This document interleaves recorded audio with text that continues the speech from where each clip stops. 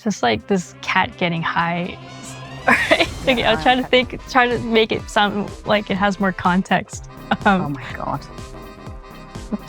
Sorry.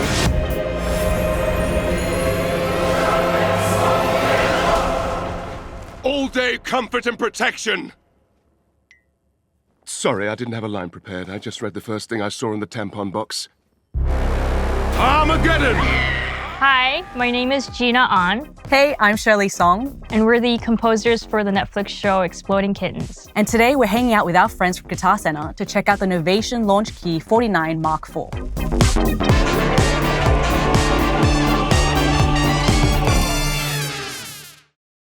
Jina and I met back in college. We went to Berklee College of Music and we studied film scoring together. And we moved out to LA around the same time, around 2017. Yeah, and since then we've been collaborating on a lot of different projects, such as Princess Switch 3, starring Vanessa Hudgens, Tourist Guide to Love, and also XO Kitty, which is a spin-off series based on the To All the Boys film series. So Exploding Kittens is a show about, God and the devil sort of trapped in cats' bodies. So despite that hilarious premise, we knew the music still had to play really serious in order for the humor to sort of really come through. So there's a lot of big orchestral, brass, and choral music.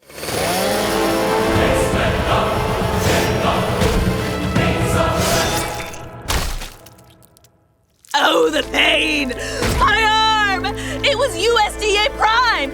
Possibly Wagyu! I personally don't like clutter on my workspace. It's very minimal and simple. And when I buy equipment, I usually look for things that have a lot of features in one body. The Launchkey was perfect for me, especially with the drum pads and a lot of the faders that's built in. These were just also convenient when we have such a tight schedule and tight turnaround for these kind of TV shows. It's also nice because it integrates so well with Logic because we're both Logic users. And so there's also a lot of customability to it as well. But even just sort of straight out the box, like the faders, the encoders, it's all sort of automatically already synced up to your Logic session. So it makes mixing and panning and all of that stuff really fast on the fly when we're writing. So that's really, really nice. I think Jina and I, we have a very distinct sort of style. Like when we're writing our own thing, we don't sound the same for sure. But I think we definitely have the same intuition when we're approaching a show, especially like Exploding Kittens. But for example, like Gina's a string player. So in a lot of these cues, Jina will bring this sort of quirky, soloistic string elements into things that makes it really funny that I probably wouldn't have thought of, right? Yeah, no, and vice versa. When I hear Shirley's cue, I'm laughing my butt off every time because she has such a great sense of storytelling. She has a theater background, reading scripts and working with theater directors. She sees things that I often miss. And hitting these moments for comedy, it's so important, especially for comedy, these comedic timings, and especially for adult animation when music's not wall to wall. These choices for timing and just musical ideas in general are so important that I'm just grateful that I have her set of ears. Vice versa, ditto.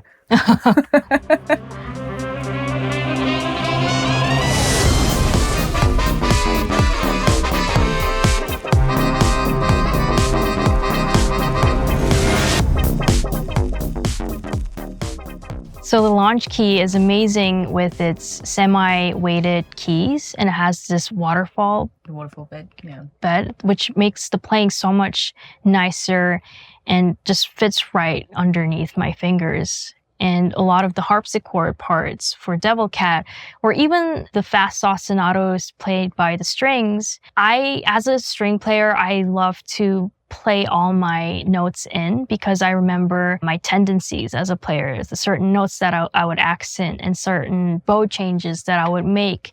And it makes it so much easier and nicer to play these notes in compared to a lot of other keyboards. The Novation Launchkey is also USB-C powered. So all you have to do is just plug it in with a USB-C cable. So it kind of makes traveling or, if we need to set up a remote rig really easy because all you have to do is just bring this guy and a USB-C cable and that's it. Plug and play.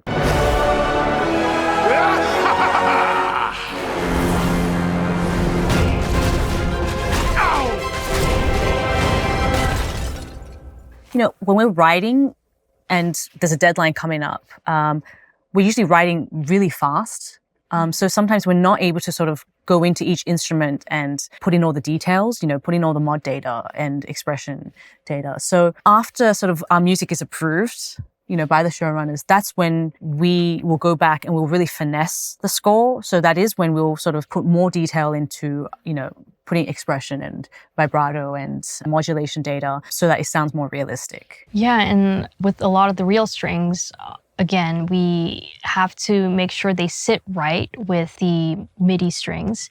And also with the panning feature on the Launchkey, it's really useful to just do it all on the go.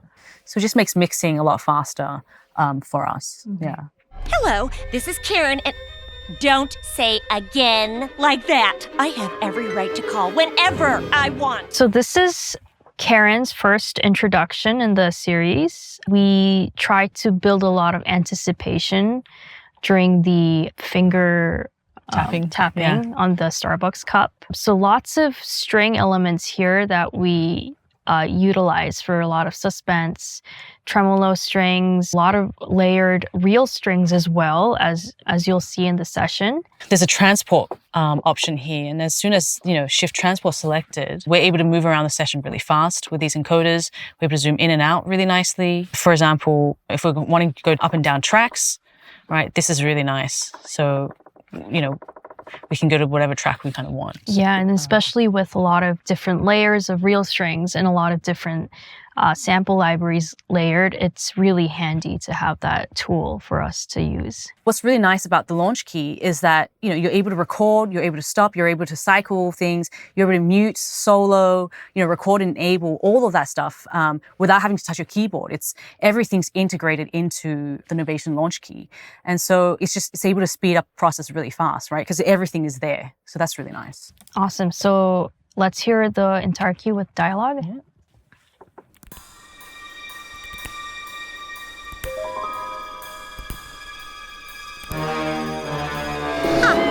Yeah. Okay. There goes the neighborhood. Oh, you're kidding me. Another person? And one of them has a hacky sack. Everyone knows that hacky sacks are actually marijuana purses. Hello, this is Karen, and don't say again like that. I have every right to call whenever I want. I just thought maybe you should know there's an unapproved party happening in our neighborhood. You'll look into it? I will just have to take matters into my own hands. So for this cue, we utilized a lot of the live string elements just to give it a breath of life. Especially for the evil part of Karen, we used a lot of violin slides to really show that sly side of her, and a lot of tremolo sweetening just to make it more suspense and growing in anger. And we have these low strings playing these long notes just to enhance the evil. Yeah, the enhance the evil part of her and just that darkness of it all.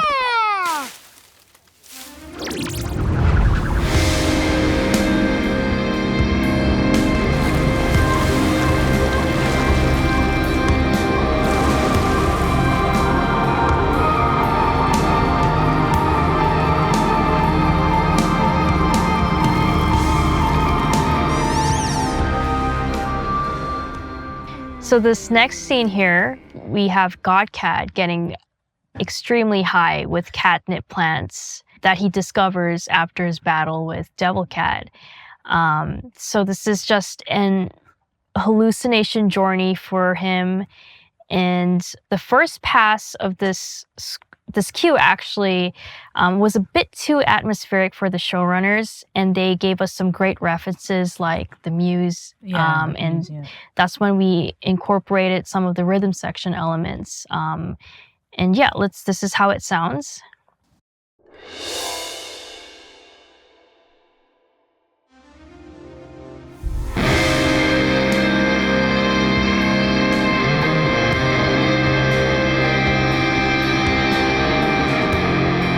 So I think what we just heard the guitar leads were a little bit loud in the mix, right?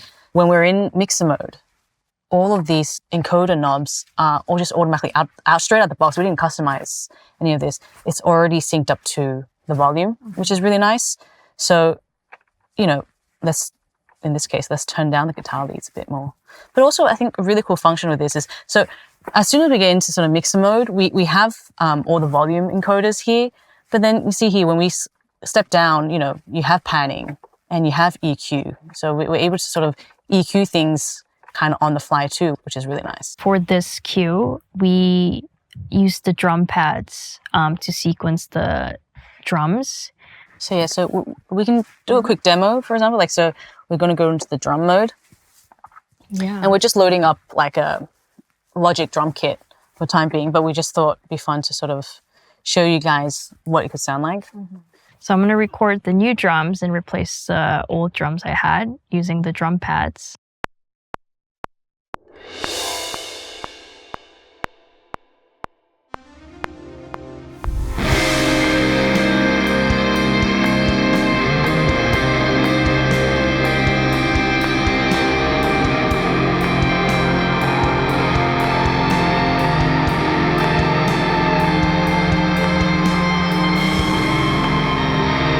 Right? Yeah, you might ask, where is what we recorded? Well, we kind of didn't. We just pressed played, but one of the cool functions is this capture MIDI.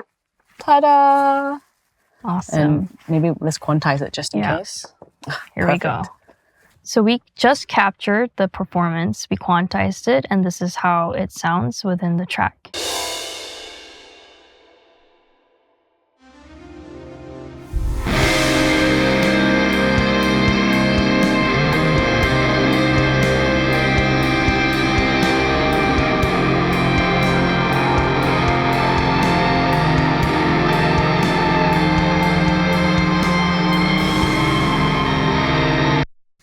And that's what we played up to. Yeah. Okay, so this is how it sounds with dialogue.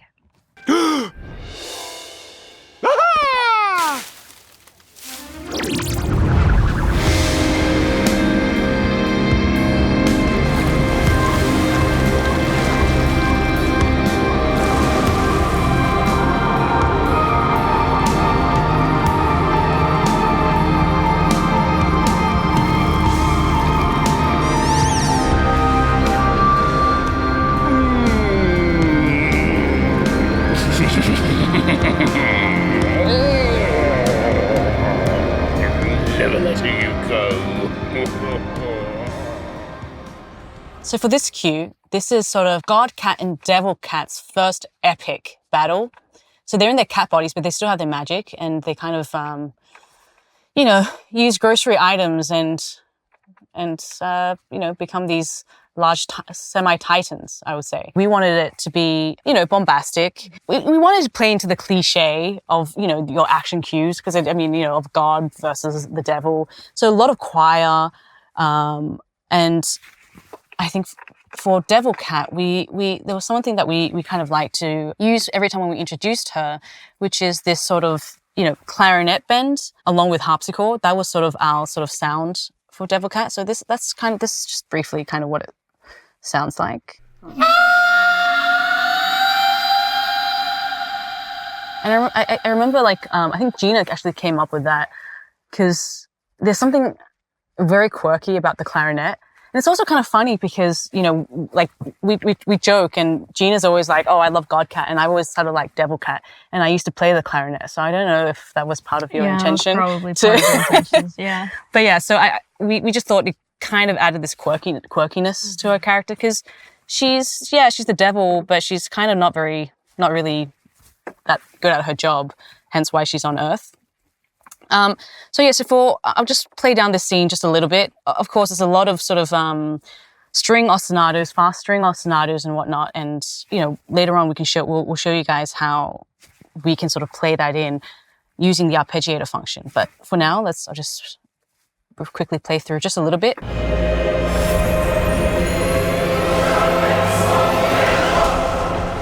All day comfort and protection! Sorry, I didn't have a line prepared. I just read the first thing I saw in the tampon box. So, all right. That kind of gives an idea of you know, kind of how this cue is sounding like. Towards sort of further on into the scene, sort of in the middle of the scene, I'm going to show you guys just a string ostinato patch.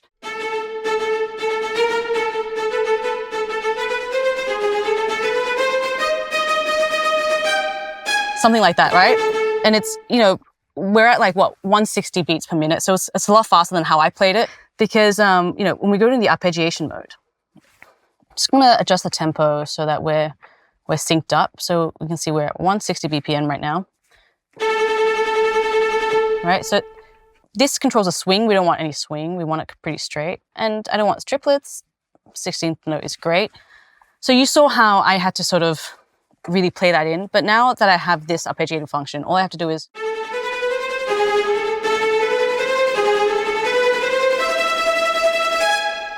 so if we move back here, I'm just going to play a bit.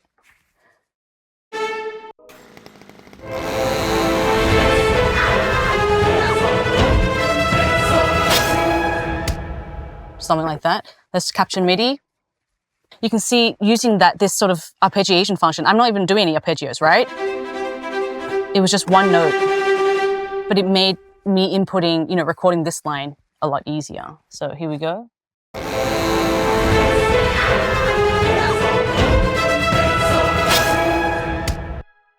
Okay, so obviously what I did just then, I was, you know, playing these singular notes, but obviously with the arpeggiation function, it's really nice because, you know, we can arpeggiate. So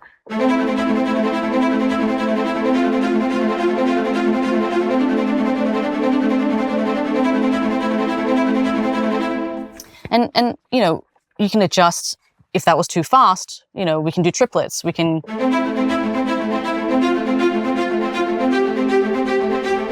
So that's, I don't know, it's just a really nice function, and we can control whether that was, you know, originally we were on up, but we can go down, we can go up, down, you know. We can also control how many octaves we want. So I could just be playing these 3 notes, but we're going to go up, you know, 4 octaves.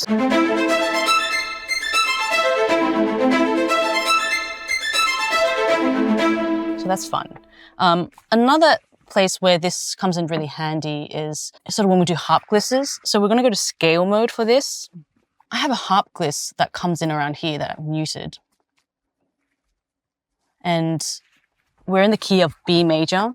So yeah, so when we do harp glisses, sometimes we like to gliss it in. Yeah. But it's, you know, obviously we're on white notes, so it's always going to be in C major. But in this case, we're in the key of B major. And so in scale mode, what's really cool is we can change what key we want to be in. So in this case, we want to be in B major. You know, we can do minor, we can do mixolydian, you know, Lydian, that, you know, we can go through all of these sort of different keys, but we're going to go back to B major because that's what I want. And I know that now it doesn't matter what keys I play, we're going to be in the key of B major. So in this case, I'm going to play from here.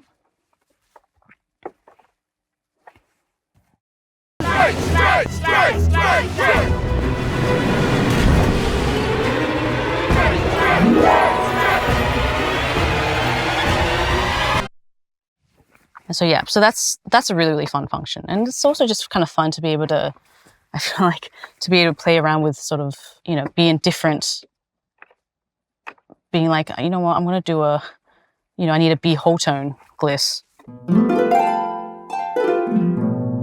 Right, which is really nice. So every note you play, it's going to be in you know, whatever scale you decide.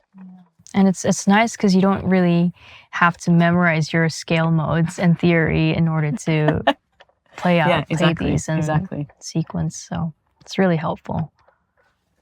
I'm going to play the entire cue back now with sound effects and dialogue. I'll make sure metronome is off. Okay. Strike!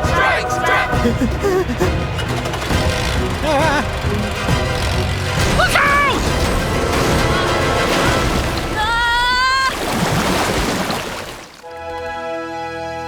Father! The absorption coefficient! How did you know? Like I said, we gotta have that quad ply. It was earlier. You weren't there. It's been amazing using the Novation Launchkey Mk4, especially for us when we're traveling a lot to film festivals. We have to carry our mobile rigs around. And the mini version comes really just handy for all those occasions. But it's also, I think, you don't have to necessarily be a film or TV composer to really sort of enjoy this keyboard. Whether you're a producer or you're starting up your own bedroom studio, it's the great thing about this keyboard is that it's very, very approachable. You don't need musical theory necessarily to be able to create music. You've got the chord mode, and when you do play in things, you can see what chord you're playing. So that's also a really sort of great learning experience too, to be able to know exactly what chord you're playing. But other than the approachability, what's also great is that you can really customize your Novation Launchkey Mk4. So with the component software, you're able to customize pretty much like everything on here. So all the faders, you can dictate like which fader controls what. Same with the encoder knobs, and with the pads too. It's really nice because they have that polyphonic aftertouch. So you can really, really go in and customize it to exactly how you want it so that you're able to move around your session even more efficiently. So if you want to learn more about the Novation Launchkey Mk4, go to guitarcenter.com. Contact one of their expert gear advisors. Or check it out at your local GC.